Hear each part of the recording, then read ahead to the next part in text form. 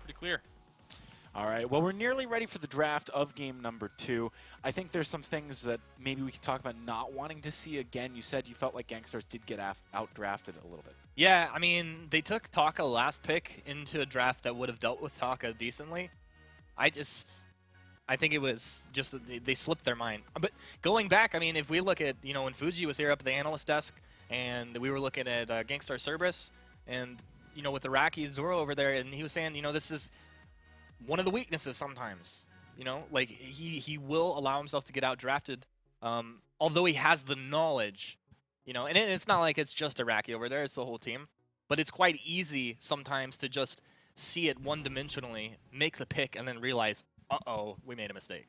All right, Gankstars, they're going to be kicking things off by banning away Lance. Cloud9 answers with Koshka. Very strong North American pick. Gankstars do get the Adagio. Cloud9 find the Lyra. Man. All is right in the world. Yep. Nice and quick. I always love when teams start off the draft nice and quick. We're going to be back into game no time. All right, Cloud9, this is when the thought process begins. Yeah, you weren't even thinking up to that. It was all scripted. Just scripted bans. Flicker. Okay, I like this. Very North American thing to do. Ban Flicker when you see the Adagio. Makes sense. Yeah. Well, I mean, I think TSM's been executing on it very well. You don't want that Flicker with the Adagio. It's just so easy to just apply pressure in the lane. I mean, it's almost impossible to actually lane. I've got to agree. Gankstars, what are they going to ban in response? Fortress still on the table. If Cloud9 maybe wanted to jungle it, that could be an option. If they wanted to put this Lyra in the lane, they could run it as a captain still. Something you got to be conscious of when you're running the Adagio. So the idea, I think, like if Fortress went through and Cloud9 picked it up, then what's the laner that they plug in there?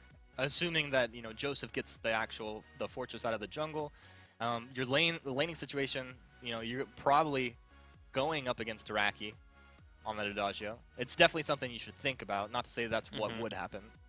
Yeah, I mean, we thought the Adagio was going to go into lane last game.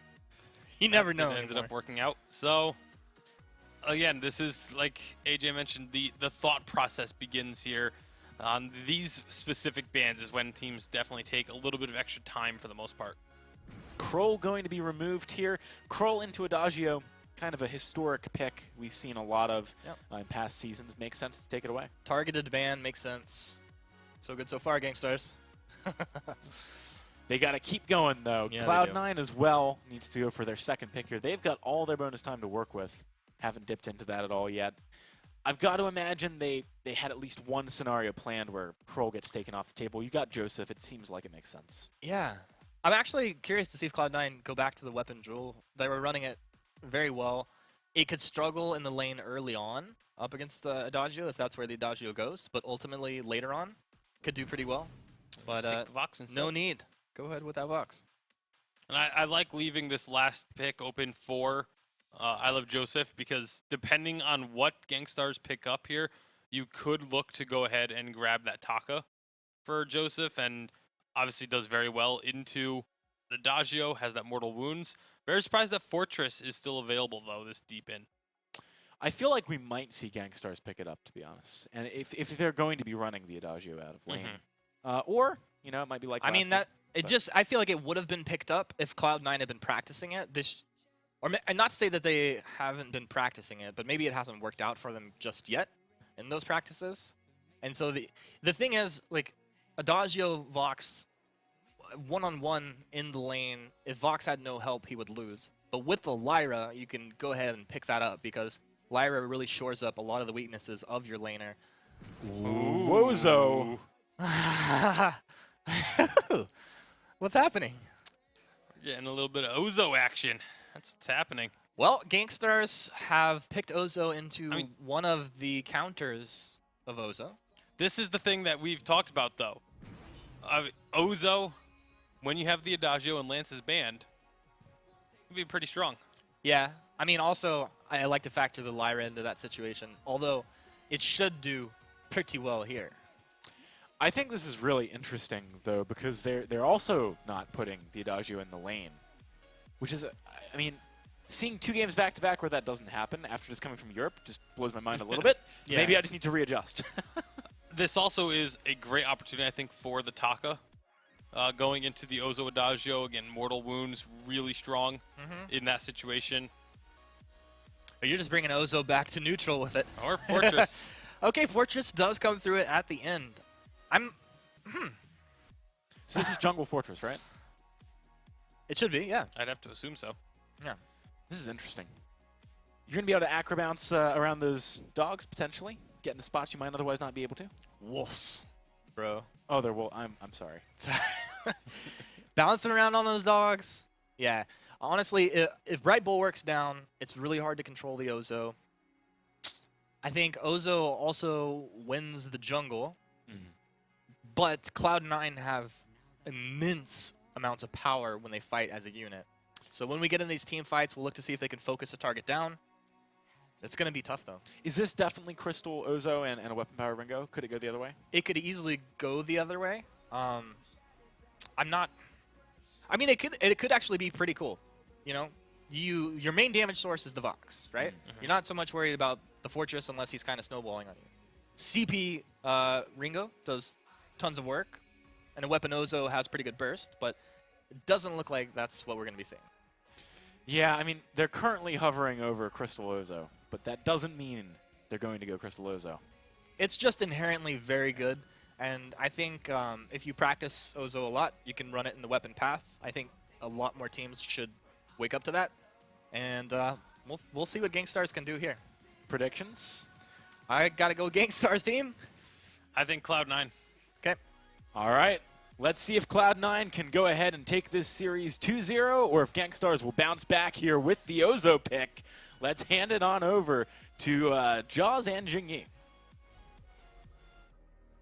Hello, guys, and welcome to game number 2. And wow, Wozo, I think is the term they were looking for. And this is going to be an interesting one. Gankstars are going, hey, back to the drawing board, guys. Actually, you know what?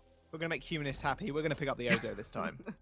I'm pretty sure that's not the only reason they picked the Ozo, but yeah, we do have to wonder why Ozo was picked into the Lyra. I don't think that was necessarily the best choice, but he's got a lot of utility in his skills, especially that Bangarang there. It's going to really make things difficult for Ozco. He is able to dive onto the back line every single time, and that's going to be very, very difficult for, that could be very difficult for Cloud9 to deal with. Yeah, it very much could be, but Lyra, like you mentioned, is kind of a staple pick right now. Pick or ban.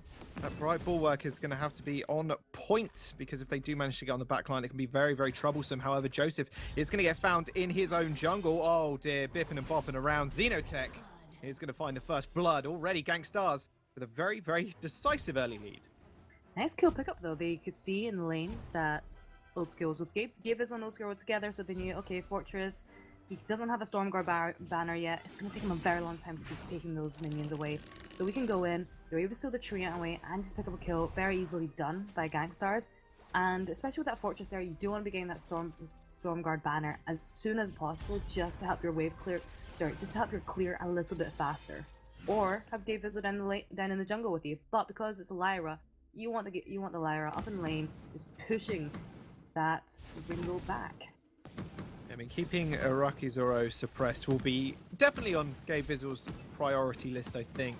And you can see Rekt, obviously, he kind of taking perfect advantage of that, just helping Xenotech as much as he possibly could in the first couple of minutes, and obviously helping pick up the kill as well. So that's going to be really nice for Gankstars. Araki Zoro, he's not having too much trouble in the lane, realistically. We'll see if Rekt, if he can make a little bit of a difference. And you mentioned, obviously, with I Love Joseph being maybe a bit slow to kind of come into this one. What kind of build do you think we're going to see out of him this time around?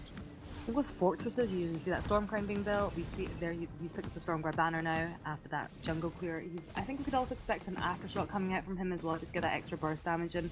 And Ozo coming up from behind. Man, he is indeed. That's a lot of damage. Gabe Visual's very much caught. Xenotech's going to go straight under the turret. Rektor's going to take a little bit of that aggro, but already Xenotech makes his name on the fold, and I Love Joseph kind of nowhere to be seen. He was already backed in base, and they took the opportunity. They picked up a kill. They picked up a kill. He just did a lot of damage. So Xenotech's going for the Stormguard banner as well. That's maybe not something we see as often on those Crystal Ozos, but something that definitely does work.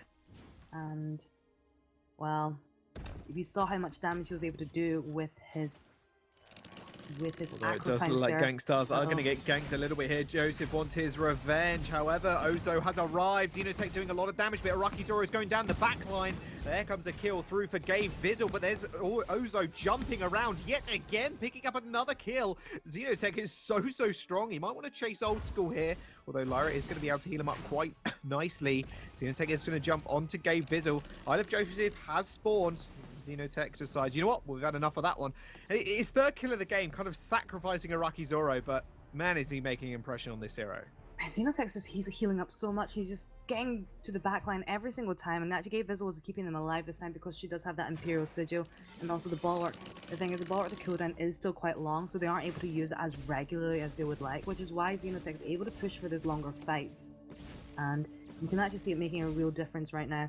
They've got a very minor 700 gold lead, but if Gankstars continue the way they're doing, it's going to be a very good game for them because Rekt, he's going to be hitting level 6 in, I guess, a few minutes. And so far, Gabe Vizzle, he's going to have to prioritize that Crucible again, especially not only for the Bangarang, but also for the Burst of Judgment. Yeah, definitely something he wants to pick up. ASAP, obviously just picked up the Fountain, so he's not really anywhere close to it just yet. Old School playing a little bit aggressive here. Gabe Vizzle backing him up, not a problem, but like you mentioned a bit earlier, the Bright Bulwark is on a very large cooldown and can provide a lot of protection, but as soon as it goes down, Xenotech just kind of sees his opening and just jumps straight in. Yeah, that's exactly what he's doing every single time. He's going to be hitting that level 6 very soon. You know, he's that bar is 3/4, maybe a little bit more fit on the way to level 6. And currently, neither Old School or I Love Joseph, the two carries of Cloud9, have a reflex block. So if he goes in with the Bangarang, there's nothing that they can really do. So they have to rely on Gabe Vizzle with the Bulwark to stop it. But then you're also having to use your Bulwark for other things, such as the Acro Bounce, such as the 3-ring Circus. It's such a difficult position for Cloud9 to be in without those reflex blocks. Yeah, most definitely. They want to prioritize them, basically. They need to get them ASAP, because otherwise Xenotech is just going to be able to pop off. He's already 3 kills, and with the CS in his advantage as well, Joseph falling behind about 5. Also taking a little bit of harassment up in the lane. Xenotech is going to come through as well. Does have everything available to him, obviously reaching that level 6. Xenotech. He's one scary monkey right now, I'm not gonna lie. Oh, he's very scary right now. And it actually looks like both teams are beginning to posture up for a fight. They're all grouping up together in the lane. And Gankstars, they've got a really strong advantage when it comes to harassing, especially with that Adagio there. You can use that Agent of Wrath just to help your Ringo and just push the waves back just a little bit more. It's interesting. I love the Ozo pick. I think it was working really well. I think we're all questioning at the start. Ozo into Lyra. Is that going to work? But actually, it's working out really well so far. Yeah, it's working out absolutely swimmingly, I think. Xenotech with that pickup, and I don't think we've seen. Correct me if I'm wrong. I don't think we've actually seen him on the Ozo all too much in NA currently. Oh. We've seen Ozo picked up a couple of times, but not for Xenotech. No. Oh, no. I Love Joseph. He's prancing away. Bangarang is going to connect, though. Does get blocked. Exactly what we needed. There comes the Bright Bulwark. Attack at the back is going to get popped as well, but Xenotech's on the back line once more, doing an absolute ton of damage. They're going to have to retreat, though, because the rest of his teammates are actually falling behind him. Rek's health bar is looking pretty low at this point, so I Love Joseph, they might want to follow this one up. I Love Joseph bouncing back in again, but Xenotech's the one doing the bouncing. He gets in, he gets 1 kill. Old School's going really low here. Lyra's just trying to defend him. There comes the... Oh my goodness, what is going on? There came the Hellfire Brew, picked up the kill, but Gabe Vizzle just sniped out the monkey. Oh, a very messy fight there coming out from both of the teams. Actually, it was a really good point of initiation coming out from Cloud9. So we saw them disengage for a little bit. Gabe Vizzle threw it in the Bulwark, and that actually was really good because it allowed I Love Joseph to channel the attack of the pack without being attacked. And that worked out really well. It was a great position for them to fight in because this Crystal Sentry was able to help out a little bit. Unfortunately, after Gankstars backed off, Cloud9 should have backed off as well. I don't think that was a good idea that they continued. They were fortunately able to pick up 1 kill from that. But at that point, you don't want to be disengaging. You just want to disengage at that point. It was a good fight. You got a lot of damage then. Back away. Yeah, re-engage just killed the whole fight for them. Xenotech was able to re-engage as well. Just did so much work, and with Joseph falling, it was just pretty much all over from there. And all said and done, 5 kills to 3 at the moment for Gankstars, with the wave not really in their favor, but Iraqi Zoro's going to make short work of that. And actually, a 8-minute infusion coming through for Old School right now. And with that, I mean, I can't imagine he's going to use it ASAP, but as soon as they get into a fight, he's going to be packing a mean punch. Yeah, not only does Old School have that infusion sitting waiting, but so does Gabe Vizzle. He has that crystal infusion waiting as well. Obviously for the next fight, that gold mine is very full. Everyone has their ultimates available apart from Araki Zoro, so I think we can really expect that fight to be breaking out anytime soon. And I think Cloud9 are just hoping for those really short fights. Once Attack of the Pack goes in, I mean, Old School doesn't have that breaking point yet, but Araki Zoro does. So obviously in a 1-to-1 scenario, Araki Zoro will be coming out on top. Yeah, he will. With that breaking point, if it stacks up anywhere near +5, it's going to just absolutely rip through Cloud9. And I like what you mentioned there with the kind of short engagements on Cloud9. They need to kind of hop in, hop out again. And if they cannot pick up one, I mean, the fight realistically is lost for them. But we'll have to wait and see. I mean, the gold miner is going to get started up. Gankstars starting that one, but Cloud9 just want to try and finish it. Xenotech looking for someone here. He's on the sidelines. You've got to watch out. Attack of the Pack is going to get popped. They're going to go straight onto Xenotech, but he's going to be bouncing around. The gold mine does go over to Cloud9, and now Xenotech is going to be the focus here. Old School being able to take him really low actually just takes him out completely. Burst of Judgment's going to get channeled, not killing anybody whatsoever. Gankstars, this is not their fight to win, and Joseph is going to be able to pick himself up a triple kill if he can find Rect here. That is exactly what they needed from those fights. Oh, I don't know if I Love Joseph was going to get away from that, but that was a great fight, actually. It was a really strong fight coming up from both of the teams, and they were both just kind of dancing around the gold mine because the gold mine was so close to being taken. Actually, we weren't very sure for who long, who exactly was going to be taking that, but we did see Lyra coming through in the end with the steal. So I think the problem with that fight was Xenotech was able to jump in. He did exactly what he was supposed to do, which is go straight to the back, and he got snared by the bulwark. And Rect and Araki Zoro were just dancing around the back. They weren't able to do very much, which is why Xenotech was focused on quickly. And if you watch the positioning, and if you're ever rewatching that game, Old School's positioning was absolutely perfect. I think it was brilliant. He was able to just to back away from the Versus Judgment, go back in, even with very low health. Yeah, the sustain coming through from all the members of Cloud9 right now is pretty good, but Gabe Vizzle is going to get jumped on yet again. However, does use the passages to get away, not a problem. Gankstars, they're looking for something now. They want revenge. They want revenge. They've only properly lost one team fight so far, with 5 and 5 on the board as well. There comes the Hellfire Brute. Gabe Vizzle is going to be able to heal that up, not an issue. Attack of the Pack's actually going to get propped a little bit prematurely here, as I Love Joseph is just going to back off. Yeah, I don't know if Gabe Vizzle should be going, but I don't know, he's good. I was so worried that if he went back, all three of them would have focused on the turret, but I don't know if Gabe exactly Vizzle what they're doing. Yeah, Gabe Vizzle can't do much. Whoops. He wasn't able to do too much, actually. No. There's too much power there coming out from Gankstars. Very close game. I think last time was pretty much a stomp there for Cloud9. So I think this game looking a lot closer this time. Yeah, oh, definitely. The gold almost tied up as well, considering that Gankstars have a tower in their favor as well. Turret's going to do a lot of work now because, well, with that turret down, it's going to do a lot of work now because Gankstars are going to have a little bit more free reign over Cloud9's jungle. We'll see what they can make of that advantage in a second, because we've seen a lot of teams, especially in EU, they kind of just need to push their advantage maybe a little bit more and go for those more aggressive fights. I mean, Fnatic yesterday specifically just harps on to me about, you know, they're getting a lead early, but they just need to push it a little bit more. And we'll see if Gankstars can kind of methodically just take down Cloud9 now. Yeah, we do wonder that. So Old School, he's constantly staying infused. His last infusion just ran out, so he's just picked up a new one there. He's got the breaking point, so he can actually match up against the Araki Zoro in those 1v1s. It's one thing I do have to point out. So we do have Old School. He's got that silence. We've seen a lot of Voxes using their silence, even as a weapon. It just does so much. If you are able to catch all three, I don't think we've seen an effective silence coming from Old School in this game so far. But Vox is one of his favorite heroes, so if he is able to catch all three of them in, it's so good for I Love Joseph, because they're not really able to clear the wolves as fast. And I Love Joseph just jumping straight onto Araki Zoro, and that Gabe Vizzle also has that polish as well, which makes life so much more difficult for Araki Zoro as well. It really will. Xenotech obviously has picked up the Atlas Pauldron, so it's going to provide a lot of defense against Old School. Attack of the Pack is going to get popped though. Xenotech is going to be the target. Heals coming through from Rect, but that's coming to go. The science is going to come through, but not really doing all too much just yet. Going to be it. Cloud9 just kind of disintegrate toward. But they don't disintegrate at all. They just kind of back off. I didn't mean to say that. Cloud9 really need to back away. They really need to back away. So they've used like 2 of their ultimates there. They've used the Attack of the Pack. They've used the silence. They're like 2 of their major tools of engagement here. Whereas if you look at the side of Gankstars, Xenotech, he's got that banger around waiting. So does Rect. Rect has that Versus Judgment waiting. And that's such a precarious position for Cloud9 to be in if they do decide to go in for a fight. So it looks like they've all backed off for now. More infusions are just coming out. I love how NA just always go for these early infusions. It's all about getting those early advantages and pushing it. For this game though, neither team has any advantages. Bang on, it's so equal. Gold is identical, kills are identical. Hellfire Brew comes out, turret does get destroyed. Old School is going to disengage. Now they're going for the re-engage with the attack of the pack. He's going to follow the... Wow, the Versus Judgment's going to come out. Hits big, but no, the Crucible pops it all. Old School is left completely alone in the back line. Ozo's almost going to go down. He finally ends up falling. Old School just doing so much damage. That Sorobait and Breaking Point stacks really, really coming through for him. Araki Zoro, the last member alive for Gankstars, might just be able to pick up Old School, stutter stepping, and manages to pick him up off the end. Gabe Vizzle tried to throw the signal and kill him, but nope, wasn't going to be enough.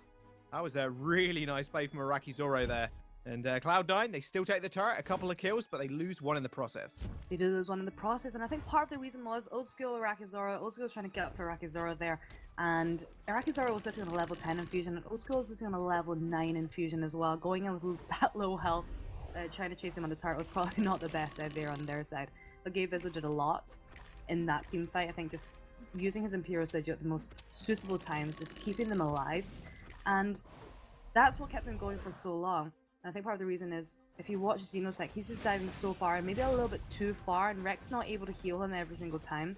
He does have that sustain that comes from his kit, but I love Joseph. He's got the Aegis now. Old School actually is probably the easiest target for Xenotech, but because of the positioning using the Sonic Zoom, they're not able to get him. Yeah, well, you don't know that. Can't assume, but Old School, yeah, it's going to be very, very hard for him to actually get taken down.